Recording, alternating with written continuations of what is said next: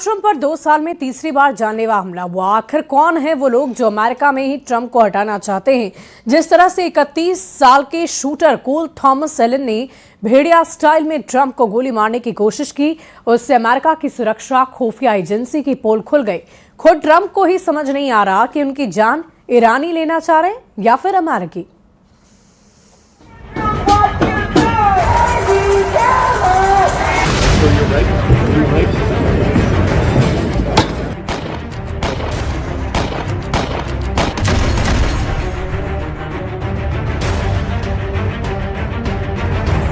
Trump पर shooter भेड़िए का हमला, 5 मिनट में हिल गया वॉशिंगटन।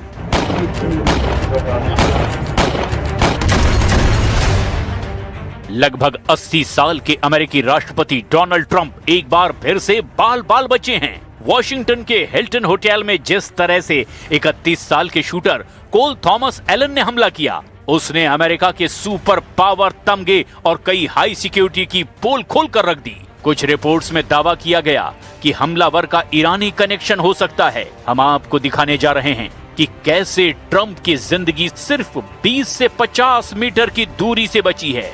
अमेरिका की राजधानी वॉशिंगटन डीसी में सालाना व्हाइट हाउस कॉरेस्पॉन्डेंट डिनर के दौरान फायरिंग ने पूरी दुनिया को सन्न करके रख दिया। शनिवार 25 अप्रैल 2026 को अमेरिकी राष्ट्रपति डोनाल्ड ट्रंप, पत्नी मेलेनिया और उपराष्ट्रपति जेडी वेंस समेत कई बड़े अफसर मौजूद थे। और जब हमला हुआ तो पता चला कि 5 घंटे तक चलने वाली पार्टी हमला होते ही सिर्फ 5 मिनट में खत्म हो गई। सबसे हैरान करने वाली खबर ये रही कि ये ईरान की तरफ से कोई लोन वुल्फ अटैक हो सकता है, जिसका मकसद था राष्ट्रपति ट्रंप को मारना। ट्रंप पर हुए इस हमले ने जहां अमेरिका की खुफिया और सुरक्षा एजेंसियों की पोल खोल दी है, तो वहीं दूसरी तरफ इस हमले के दौरान अमेरिका की बेहद शर्मनाक करतूतें भी सामने आई है। जिस वक्त ट्रंप, उनकी पत्नी, रक्षा मंत्री, विदेश मंत्री अपनी जान बचाकर भाग रहे थे, ठीक उसी वक्त पार्टी में मौजूद अमेरिकियों में शराब लूटने की होड़ मची हुई थी। ये तस्वीरें पूरी दुनिया भर में वायरल हो रही है। जिस देश के राष्ट्रपति पर हमले की कोशिश की गई हो, उस जगह पर अमेरिकी शराब लूटने में जुटे हुए थे। इन्हें देखकर ऐसा लग रहा था चाहे भले ही जान चली जाए, लेकिन शराब बचकर ना जाने पाए। वॉशिंगटन के होटल हिल्टन में हमला, 5 घंटे की पार्टी 5 मिनट में खत्म।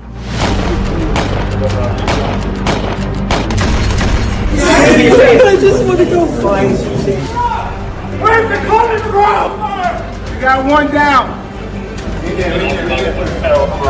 Stay back, stay back, stay back.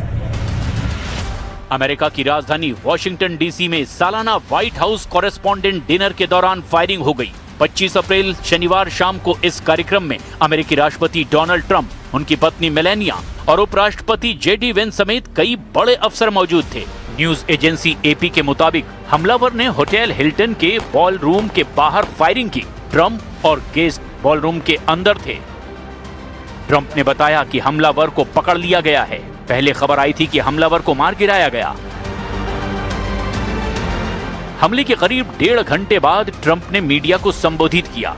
उन्होंने कहा, अमेरिका के संविधान पर हमला हुआ, सीक्रेट सर्विस ने मेरी जान बचाई, सुरक्षा कर्मियों ने बहादुरी से काम किया। जिस अफसर को गोली लगी वो सुरक्षित हैं, क्योंकि वो बुलेट प्रूफ जैकेट पहने हुए था। हमलावर के पास पावरफुल गन थी। लगभग 5 घंटे चलने वाली पार्टी हमला होते ही सिर्फ 5 मिनट में खत्म हो गई।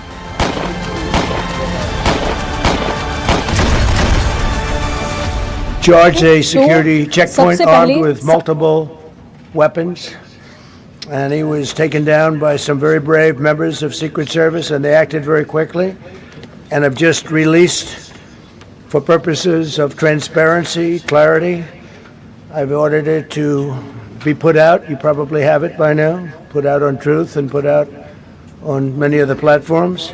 A tape showing the violence of this thug that attacked our Constitution.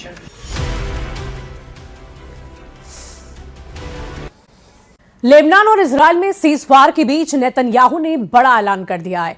उन्होंने आईडीएफ को हिजबुल्लाह के खिलाफ पूरी ताकत से हमला करने का आदेश दे दिया है। और इस बीच लेबनान में आज भी इजराइल की सेना ने कई हमले किए। लेबनान सरकार के अनुसार इन हमलों में कम से कम 4 लोगों की मौत हो गई है। और इधर हिजबुल्लाह ने पलटवार करते हुए उत्तरी इजराइल में रॉकेट और ड्रोन से अटैक किया। इजराइल और लेबनान में जंग के बीच ईरान से बड़े युद्ध की आशंका बढ़ गई है। इस रिपोर्ट को आप देखिए।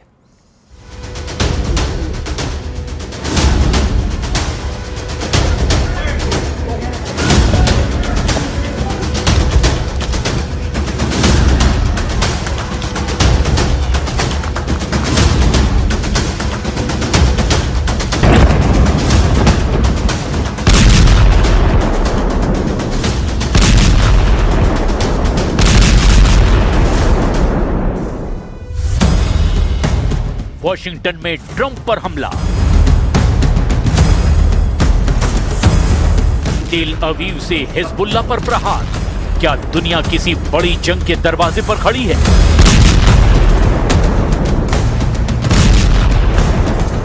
या ट्रंप पर हमले के बाद नेतन्याहू सबसे बड़ा पलटवार करने जा रहे हैं? הבטחתי לכם שנשנה את פני המזרח התיכון, וזה בדיוק מה שאנחנו עושים. קודם כל באיראן. הייתה לי שיחה מצוינת עם הנשיא טראמפ. הוא לוחץ את איראן חזק מאוד, גם כלכלית וגם צבאית. क्या ये सिर्फ इत्तेफाक है या किसी बड़े खेल की शुरुआत? अमेरिका की राजधानी वॉशिंगटन डीसी, एक हाई प्रोफाइल गाला डिनर, दुनिया की सबसे ताकतवर राजनीति का मंच, और अचानक गोलियों की आवाज से हड़कंप मच गया। चारों तरफ अफरा तफरी फैल गई। निशाने पर अमेरिका के राष्ट्रपति डोनाल्ड ट्रंप थे। No, I mean, he was a guy who looked pretty evil when he was down. You know, they had him down. He was fighting hard. He was in my opinion, a sick person. इस हमले की खबर पूरी दुनिया में सनसनी की तरह फैल गई और ठीक उसी वक्त इजराइल से बहुत बड़ा ऐलान कर दिया गया। लेबनान में हिजबुल्लाह के ठिकानों पर पूरी ताकत से हमला करें। सीज फायर के बाद भी इजराइल और हिजबुल्लाह में भीषण जंग चल रही है। दक्षिणी लेबनान में गोलीबारी जारी है। इजराइल की सेना ने दावा किया कि उन्होंने हिजबुल्लाह की तरफ से दागे गए एक रॉकेट और ड्रोन अटैक को नाकाम कर दिया, जबकि दूसरा रॉकेट खुले मैदान में गिरा। हिजबुल्लाह ने आईडीएफ पर हमले के लिए फाइबर ऑप्टिक गाइडेड एफपीवी का इस्तेमाल किया, यानी ऑपरेटर ड्रोन की नाक पर लगे कैमरे से लाइव वीडियो देख रहा था। खास बात यह है कि इस ड्रोन के पीछे एक छोटा स्पूल लगा होता है, जिसमें बहुत पतला फाइबर ऑप्टिक केबल लिपटा रहता है। जैसे जैसे ड्रोन आगे उड़ता है, केबल खुद ब खुद खुलता चला जाता है। फाइबर ऑप्टिक की वजह से इसके सिग्नल को जैम करना मुश्किल होता है। और ईरान से डील करने के लिए अमेरिका और इजराइल पाकिस्तान तक का सहारा ले चुके हैं, लेकिन उनकी बात नहीं बनी। हॉर्मुज का संकट जिसका तस बना हुआ है, ईरान अमेरिका के आगे झुकने को तैयार नहीं है। इस रिपोर्ट को आप भी देखिए। कहानी यहीं खत्म नहीं होती। असल सवाल अब शुरू होता है, क्या दुनिया एक नए टकराव के पैटर्न में घुस चुकी है? पिछली बार 13 जुलाई 2024 को पेंसिल्वेनिया के बटलर में एक चुनावी रैली के दौरान उन पर हमला हुआ था, जिसमें उनके कान के ऊपरी हिस्से में गोली लगी थी। अब वॉशिंगटन डीसी के एक होटल में उन पर हमला हुआ। पिछली बार जब हमला हुआ तो ट्रंप गुस्से में थे। उन्होंने हमलावर का स्टेज से ही चीखकर जवाब दिया। इस बार वो सीधे टेबल के नीचे हुए और सीक्रेट सर्विस के जवान उन्हें रेस्क्यू करके ले गए। पिछली बार जब हमला हुआ तो वो राष्ट्रपति चुनाव की रेस में सबसे आगे थे। हमले के कुछ महीने बाद ही वो दूसरी बार अमेरिका के राष्ट्रपति बने। लेकिन इस बार जब हमला हुआ तो वो ईरान के साथ सीधी जंग में उतरे हुए हैं। इस जंग में इजराइल को छोड़कर कोई भी देश सीधे उनके साथ नहीं खड़ा है। ईरान से डील करने के लिए वो पाकिस्तान तक का सहारा ले चुके हैं, लेकिन उनकी बात नहीं बनी। हॉर्मुज का संकट जस का तस बना हुआ है। ईरान अमेरिका के आगे झुकने को तैयार नहीं है।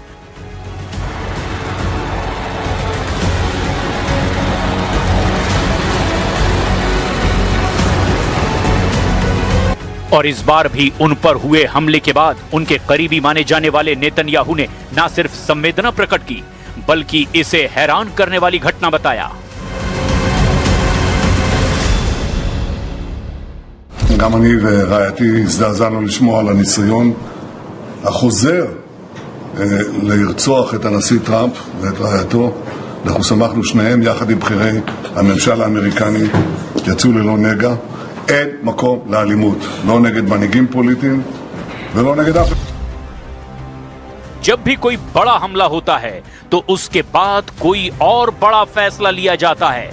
वॉशिंगटन में हमला और उसी वक्त मिडिल ईस्ट में सैन्य आदेश।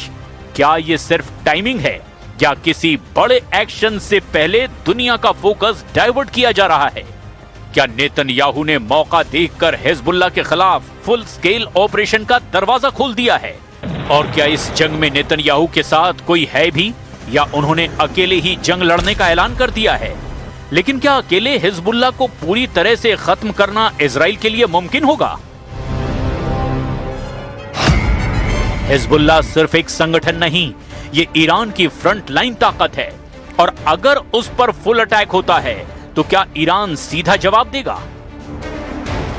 अब सबसे खतरनाक बात यह है कि अगर अमेरिका के अंदर हमला होता है और उसी वक्त उसका सबसे बड़ा सहयोगी इजराइल युद्ध बढ़ाता है, तो क्या अमेरिका को मजबूरी में इस जंग में उतरना पड़ेगा? और अगर अमेरिका उतरा तो क्या ये जंग रीजनल नहीं बल्कि ग्लोबल हो जाएगी? אנחנו התחלנו תהליך להשיג שלום היסטורי בין ישראל ללבנון, וברור לנו שחיזבאללה מנסים לחבל בזה. אנחנו שומרים על חופש פעולה מלא נגד כל איום, גם איומים מתהווים. תקפנו אתמול, תקפנו היום, אנחנו נחושים להחזיר את הביטחון לתושבי הצפון.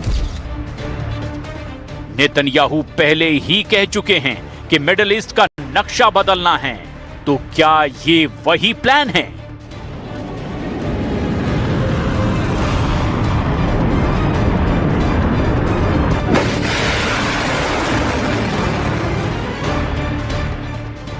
पहले गाजा, फिर लेबनान और आगे? क्या नेतन्याहू युद्ध के कई मोर्चों पर एक साथ काम कर रहे हैं? और इससे तीन बड़े सवाल भी उठते हैं। क्या ट्रंप पर हमला सिर्फ हमला है या मैसेज? क्या हिजबुल्लाह पर हमला युद्ध का अगला चरण है?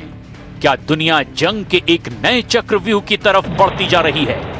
वॉशिंगटन में चली गोलियां, तेल अवीव से उठता धुआं, दो अलग अलग जगह, लेकिन सवाल एक ही है, क्या ये दुनिया का नया युद्ध अध्याय है या तीसरे विश्व युद्ध की शुरुआत की चेतावनी?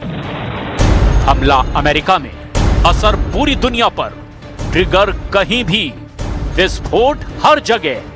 क्या ये सिर्फ शुरुआत है?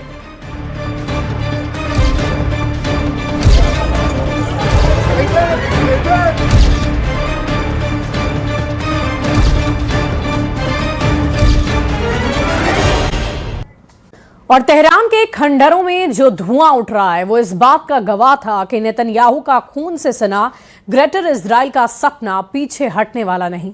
ये जंग अब सिर्फ जमीन की नहीं, वजूद की जंग है, जो दो सभ्यताओं की जंग है। लेकिन दो सभ्यताओं की जंग की आग में पूरा पश्चिम एशिया और सेंट्रल एशिया आ चुका है। क्या है ये पूरी खबर, इस स्पेशल रिपोर्ट में देखिए।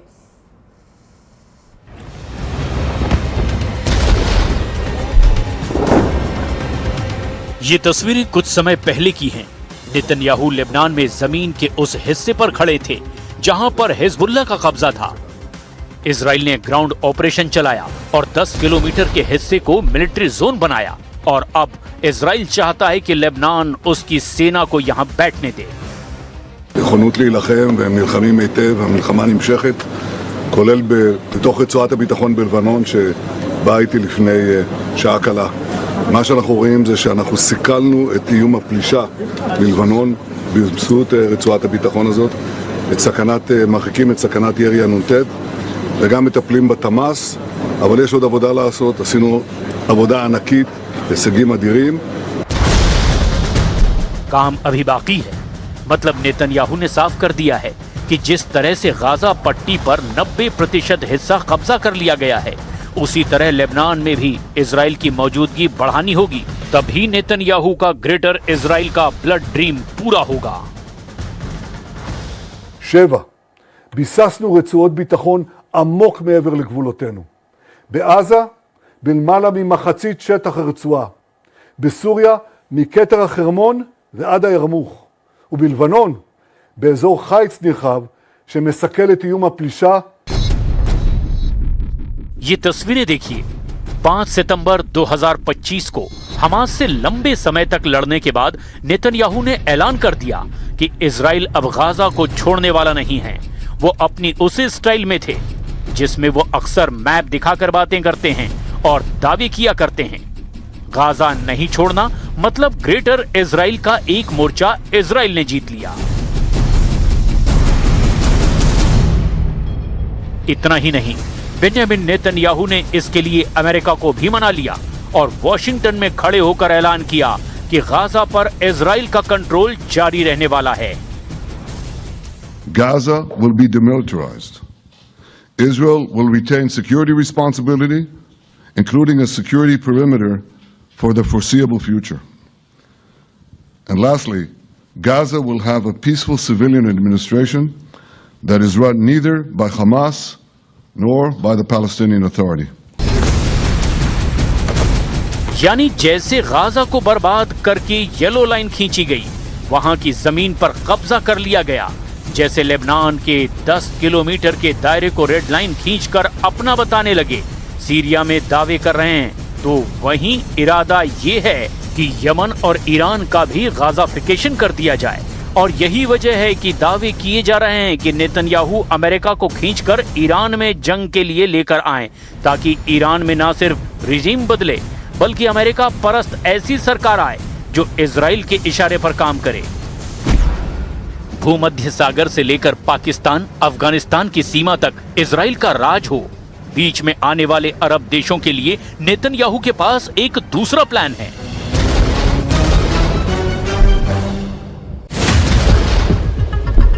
फिलहाल ईरान के साथ युद्ध चल रहा है, लेकिन इस बीच गाजा के येलो लाइन के बाद लेबनान में अब लितानी नदी तक के हिस्से को इजराइल अपना कहने लगा है।